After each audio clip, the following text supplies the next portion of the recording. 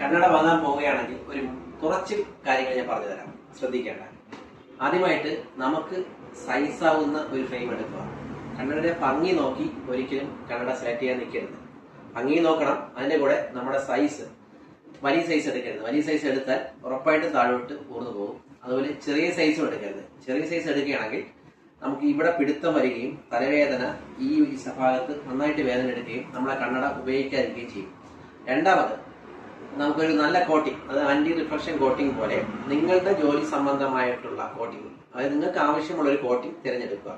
പ്രധാനമായിട്ടും anti reflection coating ചെയ്യുക.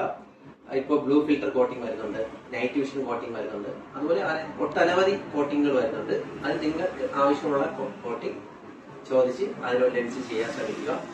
അതുപോലെ തന്നെയാണ് നമുക്ക് നമ്മുടെ പ്രോഗ്രസീവ് ലെൻസോ അല്ലെങ്കിൽ ഇൻഡിവിജ്വൽ ലെൻസോ ഡിജിറ്റൽ ലെൻസോ ഒക്കെ എടുക്കുന്ന ഒരാളാണെങ്കിൽ ഉറപ്പായിട്ടും കണ്ണിന്റെ പീഡി മാർക്ക് ചെയ്യാൻ ശ്രദ്ധിക്കുക.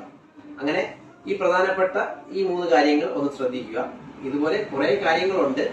ബാക്കി എന്ത് ആവശ്യങ്ങൾക്കും സംശയങ്ങൾക്കും ഞാൻ നമ്പർ കൊടുത്തേക്കാം, നമ്മളെ വിളിക്കുക. അപ്പൊ അടുത്ത പ്രാവശ്യം കണ്ണട എടുക്കുമ്പോൾ ഈ കാര്യങ്ങൾ ഒന്ന് ശ്രദ്ധിച്ചേക്കുക.